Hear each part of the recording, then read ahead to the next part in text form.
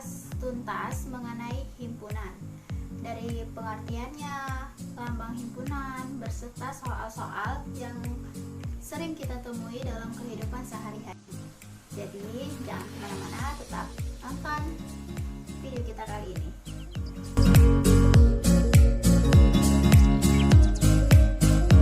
Baik, langsung saja ya. Yang pertama itu konsep himpunan. Apa itu himpunan? Himpunan adalah kumpulan benda atau objek yang terdefinisi dengan jelas. Contohnya, ini contoh himpunan. Kumpulan siswa yang lahir pada bulan Agustus. Ini sudah jelas, anggotanya itu sudah jelas. Kemudian kumpulan siswa laki-laki, dan ini juga sudah jelas. Nah, kalau yang nggak jelas gimana? Nah, ini dia contohnya yang bukan himpunan. Kumpulan kota-kota besar di Indonesia. Siapa yang menilainya kota tersebut besar? Dan kata siapa itu termasuk kota besar di Indonesia. Karena pendapat orang itu berbeda-beda, jadi inilah belum jelas. Kemudian kumpulan orang kaya di Indonesia. Siapa yang menilainya itu orang kaya. Sedangkan pendapat orang-orang relatif berbeda. Makanya ini termasuk contoh yang bukan himpunan karena anggotanya itu belum jelas. Lanjut, kemudian penulisan himpunan. Penulisan himpunan itu bagaimana? Nah, ditandai dengan huruf kapital, huruf besar. Kemudian dihubungkan dengan tanda sama dengan. Menggunakan huruf kurawal, antar anggota himpunan dipisahkan dengan tanda koma. Contohnya seperti ini. Nah, di sini ada A, kemudian ada sama dengan, ada kurung kurawal juga, kemudian ada anggotanya, dan ada sama dengan. Dan jangan lupa di spasi ya untuk pembeda antar anggota. Nah, yang B-nya juga seperti ini. Dan seterusnya ya, A, B, C, dan D, seterusnya. Digunakan dengan huruf kapital. Nah, kemudian cara menyatakan himpunan. Biasanya itu di dalam himpunan banyak cara menyatakannya. Dan ini yang sering ya, yang sering itu ada 3. Pertama, menyebutkan anggotanya atau biasa disebut enumerasi. Contohnya itu seperti ini. A, anggotanya itu udah jelas, 1, 2, 3, langsung disebutkan. B juga begitu. Yang kedua, menuliskan sifat-sifat anggotanya atau disebut dengan kata-kata. Contohnya itu A, bilangan asli yang kurang dari 4. Apa saja anggota-anggotanya? Yaitu yang tadi 1, 2, 3. B, bilangan ganjil yang kurang dari 8. Apa saja? Ya sama yang seperti tadi, 1, 3, 5, 7. Kemudian yang ketiga itu menuliskan dengan notasi. Seperti apa? Kan ini anggotanya itu 1, 2, 3. Kalau misalnya dengan notasi itu seperti ini. Memang penulisannya agak bingung, tapi nggak apa-apa. Yang penting kita tahu aja bagaimana cara bacanya. Ini cara bacanya X, dimana X kurang dari 4 dan X adalah bilangan asli. Berarti apa? Ya tadi tuh 1, 2, 3. Dan B, anggotanya adalah X, dimana X kurang dari 8 dan X adalah bilangan ganjil. Sama aja anggotanya seperti yang di atas tadi, 1, 3, 5, 7. Oke, lanjut lagi. Jadi himpunan kosong. Apa sih himpunan kosong itu? Jadi himpunan kosong adalah himpunan yang tidak mempunyai anggota, tidak memiliki anggota. Nah, ini dilambangkan dengan kurung kurawal tapi tidak ada anggotanya, atau huruf O tapi dicoret. Contoh, siswa kelas 7 yang usianya di bawah 7 tahun. Nah, ini tuh nggak mungkin. Karena kan biasanya siswa kelas 7 itu usianya 12 atau 13 tahun. A ini termasuk himpunan, tapi anggotanya tidak ada. Jadi dilambangkan, ditulisnya seperti ini. A sama dengan kurung kurawal yang kosong, atau A sama dengan O yang dicoret. Yang B, bilangan prima antara 24 dan 28. Di antara bilangan tersebut kan ada 25, 26, 27, dan itu bukan termasuk bilangan prima. Jadi B itu tidak mempunyai anggota. berarti ditulis B sama dengan kurung kurawal kosong, atau B sama dengan tanda bulat yang dicoret, sama seperti yang di atas tadi. Jadi bisa dipahami ya. Nah, selanjutnya himpunan bagian. Nah, di sini saya tidak menjelaskan apa itu himpunan bagian, tapi langsung saya berikan contoh. Contohnya itu A sama dengan 1 2 3 4 5 6 7 8. B itu 2 4 5 6 8. Kemudian C 4 6 8. Jadi kalau kita lihat di himpunan B, jadi semua anggota di himpunan B itu ada di A. Itu artinya B merupakan himpunan bagian dari himpunan A. Lambangnya adalah seperti ini. Ini lambang dari himpunan bagian. Kalau di dalam matematika adalah subset. Lanjut, C juga begitu. C merupakan himpunan dari B. Atau dibalik juga bisa, A ke B. Apakah semua anggota himpunan A ada di B? Oh tidak. Jadi lambangnya itu seperti ini, tinggal dicoret aja. Sekarang anggota himpunan, jadi langsung saja ke lambangnya. A, anggotanya 1 2 3 4 5 6 7 8. Jadi 1 merupakan anggota A atau dilambangkan dengan E ya, elemen. Jadi lambangnya itu seperti E. 1 itu elemen dari A atau 1 itu anggota dari A. 7 iya anggota dari A. Terus kalau 9 gimana? 9 bukan anggota dari A. Jadi lambangnya tinggal dicoret aja. Nah, himpunan semesta. Himpunan semesta itu adalah himpunan yang memuat semua anggota yang dibicarakan. Lambangnya itu biasanya S, semesta. Ya, kalau himpunan lain kan itu lambangnya bisa A, B, C, dan seterusnya. Tapi kalau himpunan semesta itu harus S. Contohnya itu A, 1, 2, 3, 4, 5, 6, 7, 8. Jadi semesta yang mungkin itu S. 1, 2, 3, 4, 5, 6, 7, 8, 9, 10. Jadi ini termasuk ya. Terus S bilangan asli. Jadi itu semua yang ada di A itu termasuk bilangan asli. Kemudian S bilangan bulat. Nah, sama juga yang di A itu termasuk bilangan bulat. Jadi dan seterusnya ya. Nah, sekarang kita udah masuk ke intinya, yaitu diagram Venn. Jadi di sini penyajian himpunannya agar lebih bisa dipahami. Contohnya itu seperti ini. Ada semesta di situ 1 2 3 4 5 6 7 8 9. Terus himpunan A-nya itu 1 2 3 4 dan B-nya 3 4 5 6 7. Jadi di situ ada dua himpunan. Jadi penyelesaiannya, maka yang pertama itu kita harus membuat kotak dulu. Dan ada S, di situ adalah semestanya. Terus kita lihat di himpunan A dan B itu ada yang sama atau tidak. Ternyata ada 3 dan 4. Karena ada yang sama, jadi kita buat lingkaran itu seperti beririsan atau beginilah contohnya. Dan yang pertama itu di kolom yang di tengah itu kita isi yang sama dulu. Yang sama itu apa? 3 dan 4. Maka di situ diisi 3 dan 4. Dan di himpunan A-nya itu kan anggotanya 1 2 3 4 dan 3 4 sudah kita isi, maka tinggal 1 dan 2. Begitu juga dengan himpunan B. 3 4-nya itu sudah, berarti tinggal diisi 5 6 7.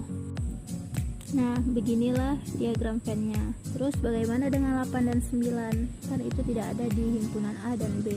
Maka itu dia di luar tetapi termasuk di dalam semesta. Nah, masuk ke contoh berikutnya supaya lebih paham. Di situ ada S, P, dan Q.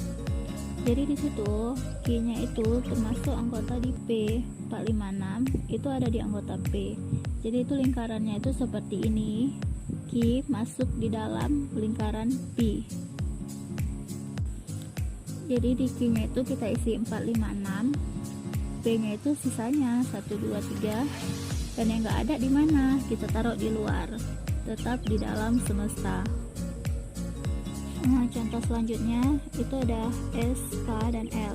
Nah, jadi sebelumnya itu kita lihat dulu ada yang sama nggak di kedua himpunan tersebut. Oh, ternyata tidak ada. Berarti lingkarannya itu seperti ini, dipisahkan. Jadi untuk diagram Venn ini dia bermacam-macam ya. Jadi dia tergantung dengan apa yang diminta. Lanjut, kemudian operasi himpunan. Jadi di dalam operasi himpunan itu ada irisan, gabungan, selisih, dan komplemen. Contohnya kita ambil yang tadi, yang seperti gambar ini ya. Kemudian irisannya itu dilambangkan dengan N. Irisan berarti itu cari yang sama, berarti A irisan B, berarti yang sama itu di antara A irisan B adalah 3 dan 4. Lanjut B gabungan. Gabungan itu dilambangkan dengan seperti U dia.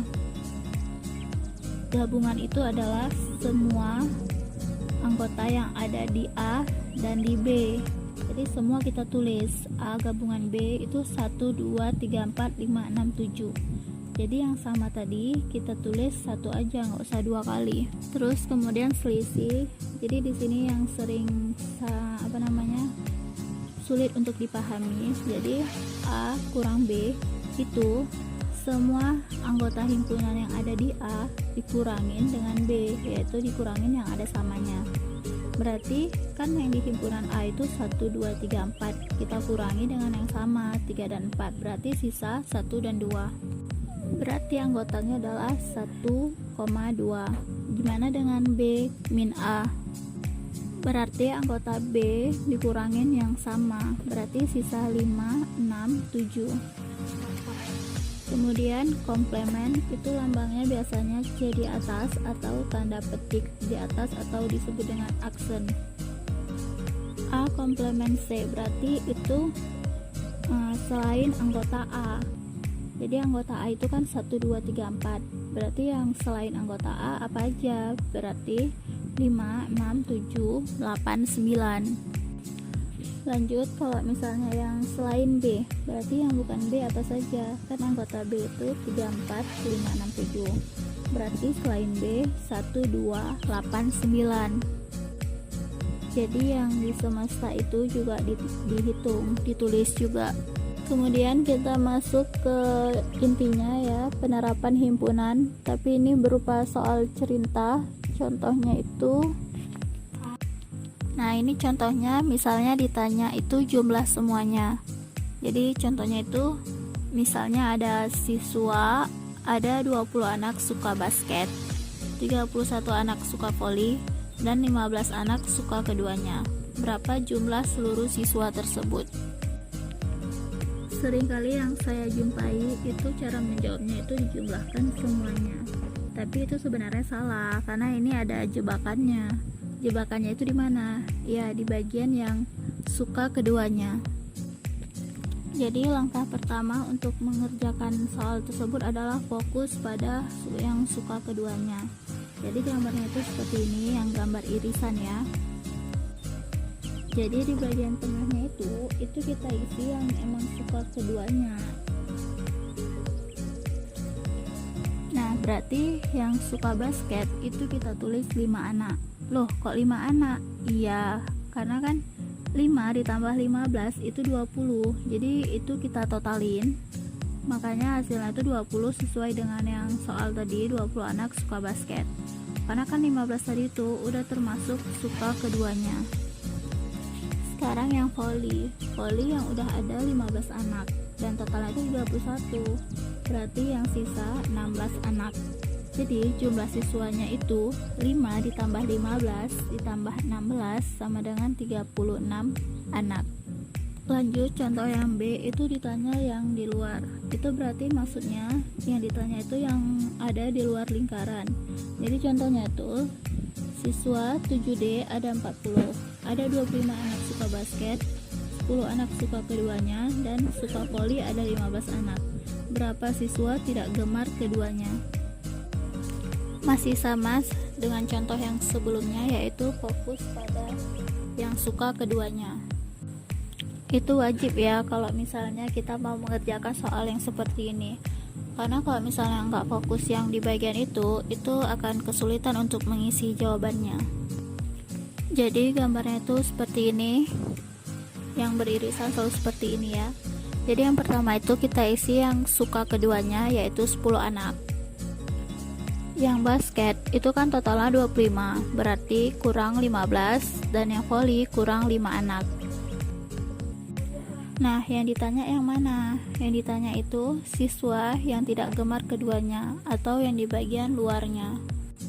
Berarti 15 tambah 10 tambah 5 tambah berapa supaya hasilnya itu 40. Nah, itu kan 15 tambah 10 tambah 5 udah 30. Berarti 30 tambah berapa agar hasilnya itu 40 anak? Iya, tambah 10. Berarti 10 anak tidak gemar keduanya. Jadi contoh yang C itu gimana kalau ditanya itu selisih. Jadi contohnya itu seperti ini. Siswa 7A ada 36, 5 anak tidak suka voli dan basket, 25 anak basket, 10 anak suka keduanya. Berapa siswa yang suka voli saja?